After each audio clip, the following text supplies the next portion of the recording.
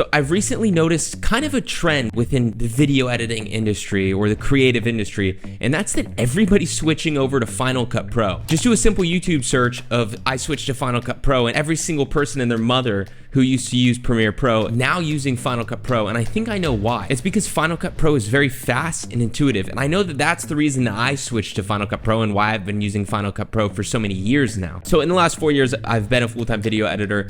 I've done editing breakdowns. I've sat down and consulted on other people's edits before, and while doing that, I've noticed a lot of mistakes that people make while using Final Cut Pro. So I have created this video to give you 5 essential Final Cut Pro tips to completely up your Final Cut Pro game. So tip number 1 is create a library for each project. What do I mean? Let's dive into my screen. I'll show you exactly what I'm talking about. So usually when you open Final Cut Pro, you just click the application and it'll open to this page.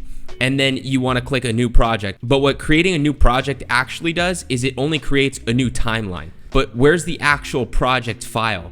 Well, Final Cut Pro, if you go into your Finder and you open a new tab and type in movies, and then you go into the movies folder, your Final Cut Pro project will automatically be saved here. Now, I have an external hard drive that I save all my projects to, which is why you don't see any project file here.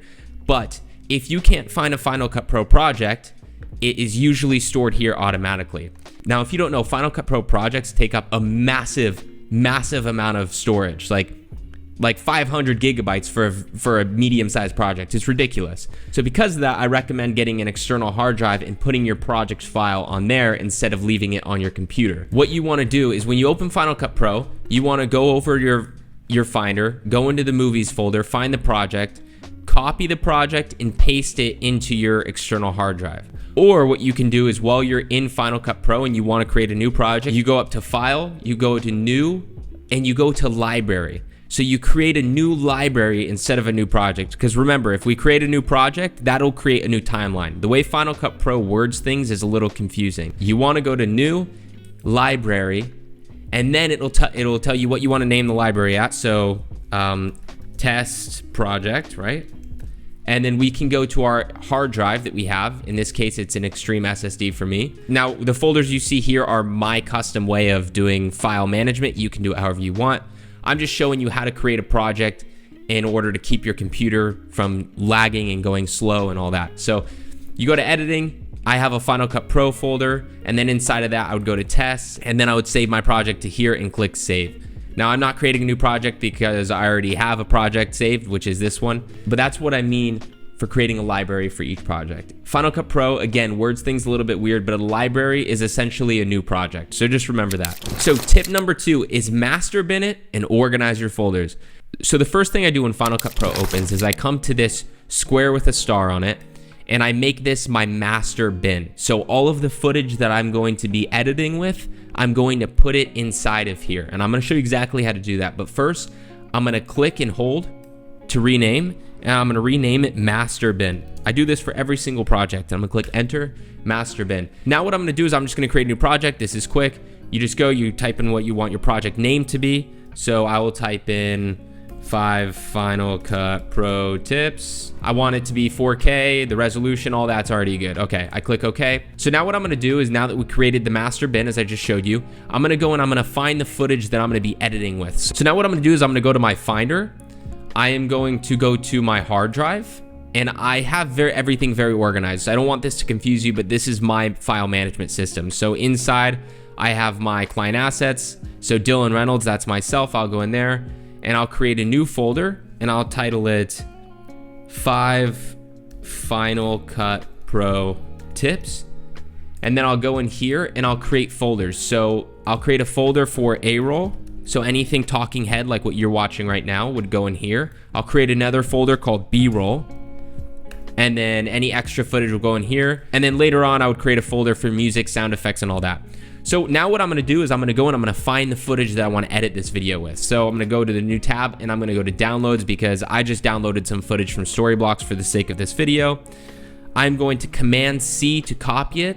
And then I'm going to go over to my B-roll, and I'm going to Command V, and now all of that's in there. And this part right here is A-roll I filmed on my phone. So I'm just gonna copy that. I'm gonna go back, I'm gonna go to A-roll, and I'm going to paste it, Command V to paste it. Now I have footage in my A-roll folder, and now I have footage in my B-roll folder. And by the way, this principle applies for music, sound effects, assets, anything else you want to put in here. Then what I'm going to do is I'm going to highlight these two. I'm going to drag and drop it, and I'm going to hover them over the master bin, and I'm going to let go. And now what it did is it created subfolders underneath the square with a star in it that I titled master bin. And now we have my A-roll folder. So if I click on here, we have my A-roll subfolder with my A-roll, and then my B-roll subfolder with all the B-roll. And that's what I mean by master bin it and organize your folders. Tip number 3, use the media browser to get footage. So this is one I've noticed a lot of people do that wastes a lot of time. I'm gonna show you exactly right now. So what people usually do is they go to their media browser, which by the way, this is the media browser right here, this area with all the footage in it. What they do is they just Command A to highlight everything in the media browser, and they just drag and drop it in the timeline, and then they edit it down here in the timeline. They'll make it some clips shorter, they'll do whatever.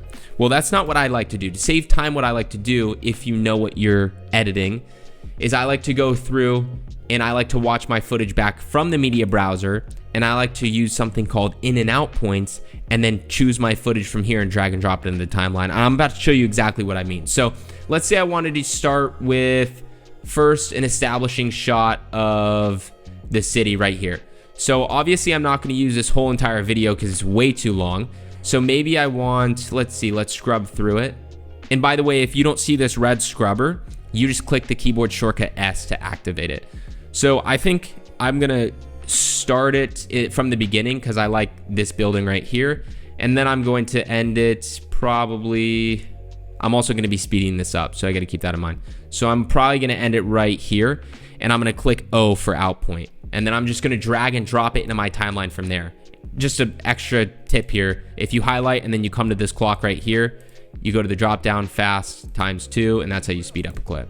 Now I would go, and after that shot, I would probably use this shot right here of the road. So let's watch this. Perfect. And I'd probably only use it to right there. So then there's my O. I would click the keyboard shortcut O for an out point, and I would drag it and drop it in the timeline. And then my next one would be right here. I would want to start it right here. So I for in point, space bar for play. And I would stop it right here, and then O for out point. And then boom. So that's how I like to edit, and that's what I mean by edit in the media browser. I like to select my footage in the media browser and bring it into the timeline, just because the time it saves, at least for me, I noticed that it saves some time. It's personal preference, honestly, as far as time goes.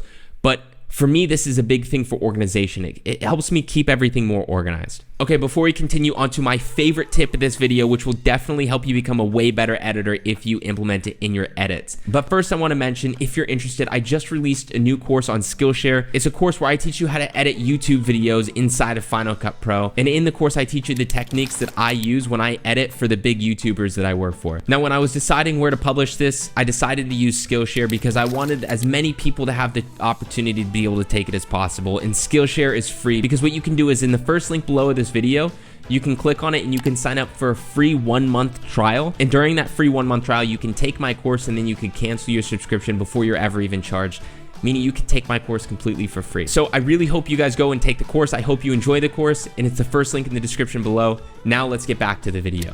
So tip number 4 is J and L cuts. Now, J and L cuts is a tip that will make you a better editor by a long shot. And this will definitely help you stand out, especially if you're looking to edit for big YouTubers. This is a technique that I use for every single video. It's a simple technique. You might have heard of it. Okay, great, guys. So what we're going to do now is we're going to drag and drop this A-roll footage into the timeline. And the first thing we're going to do once it gets into our timeline is we're going to right click and we're going to click detach audio.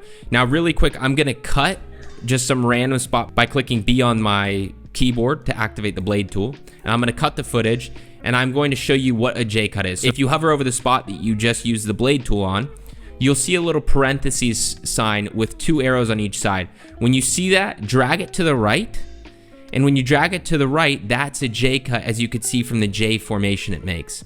Now I'm going to Command Z to go back, and if I do an L cut, it's the same thing but dragging it in the opposite direction, and that creates an L formation, hence L cut. The reason you want to use J and L cut is to transition smoothly into the next scene by playing the audio before the visuals come on screen, or the opposite. This is also an amazing technique to use that helps people stay engaged, because what it does is it makes things more fast paced and it hides a lot of cuts. So if I cut the footage but I J&L cut, the brain hears the audio and then sees the footage, and sometimes they just completely forget or don't even register that there was a cut right there. And I've noticed that with a lot of people who've watched back footage of mine where they've totally missed cuts because I used the J&L cut. If that made sense, that was kind of a tangent there. Okay, cool. So let's zoom into the timeline a bit here, just to get a better visual. And let's listen back to the spot I messed up at and then where I started, and then let's cut the two. That's where I'm gonna cut it. And then I talk about J&L cuts and I start right there. So I'm gonna cut that, detach the audio in case you forgot, which was the first step. For some reason, my audio wasn't detached. And then what we're gonna do is we're gonna hover over where I blade tooled, as I mentioned. And then when you get the parentheses sign with 2 arrows on the side, I'm gonna drag and drop it to the right a bit. And also I'm gonna drag and drop it to the left a bit too, to do like both a J and L cut. And then I'm gonna play it back and see how that looks. Today we're gonna be talking J and L. Okay, so I cut too early, so what I'm gonna do is I'm just gonna drag this out a little bit more. Perfect. So now let's just move it more to the right, so that audio kind of plays right when it ends. So that seems fine to me for now. You know, you have to move it more towards a J cut, more towards an L cut, finesse it a little bit until you find the perfect spot for it to sit where it smoothly plays back. The 5th tip is the R tool. Now, what the R tool is it's a keyboard shortcut, the keyboard shortcut R, and essentially what it does is make your life a million times easier. So what do I mean by it makes your life a million times easier? Well, let's say you wanted to cut this part of the video out. Well, what I would do normally, what you would probably do is you would click the B, keyboard shortcut B, to activate the blade tool. You'd come here, you'd delete it, and then you'd come over and you'd highlight, and then you'd click backspace to delete. A lot of steps. I'm gonna Command Z to bring that all back. Well, what the R tool does is if you click R, it activates this really cool tool where if you simply just click, hold, and drag that spot right there and then click backspace, it deletes it. And it's something that I use constantly because it literally saves so much more time than actually using the blade tool. So I highly recommend you start implementing that, and I highly recommend you start implementing the other 5 techniques or tips that I shared with you today. But before you guys go, if you stuck around for this long, I wanna share one last bonus tip with you. And this is probably one of the most important tips that you'll ever receive as an editor. If you are an editor, edit as if you're an audience member. Don't get caught up in the techniques, the transitions. You should get caught up in the story. Watch your video and edit your video as if you're an audience member, and it'll help you cut out so much in your video that needs to be cut out. It'll help you get rid of all of the fluff that you want to keep because you like the way it looks as far as effects or as far as your footage goes. But watching back your edits as an audience member helps you get rid of all that and makes your videos that much better. Every single video I edit it as an audience member first, then as an editor second. I think if you start implementing all 6 of these tips, or at least some of them, it will up your editing level exponentially. And I'd love to hear from you guys. If these tips help you as much as they helped me, let me know in the comments. I'd love to chat with you guys. Also, I'd really appreciate it if you guys hit the subscribe button down below, but if not, no worries. Other than that, guys, I will see you next week. And that's it from me. Peace.